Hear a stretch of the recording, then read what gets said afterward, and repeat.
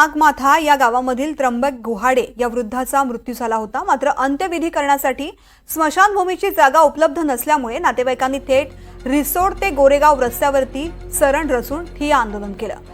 नागमाथा येथील नागरिकांनी बराच वेळ या रस्त्यावरती ठिय्या आंदोलन केल्यामुळे वाहतूक कोंडी निर्माण झाली होती। दरम्यान गावात स्मशानभूमी करून द्यावी अशी मागणी गावकऱ्यांनी केली आहे। आमच्या गावात एक घटना घडली, म्हातारा माणूस वारला, त्याला फुकून देण्यासाठी गावात जागा नाही, आमच्या गावात स्मशानभूमी नाही। म्हणून आम्ही इथून पण मैत करायची म्हणून आलो इकडं, तर कोणी इथं टाकू देईना म्हणून रोडवर आम्ही त्याची मैत करणार आहे। तर इथं बी कोणी करू देईना म्हणून आमची अशी मागणी आहे की सरपंचानं, तहसीलदारानं पण आमच्या गावाला स्मशानभूमी द्यायला पाहिजे।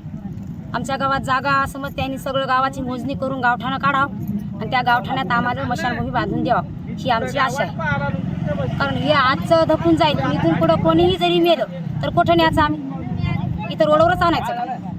आणि जर नाही स्मशानभूमी आमच्या गावाला दिली तर कोणीही गावात वारलं तरी इथंच आणणार, रोडवरच आम्ही स्मशानभूमी समजू।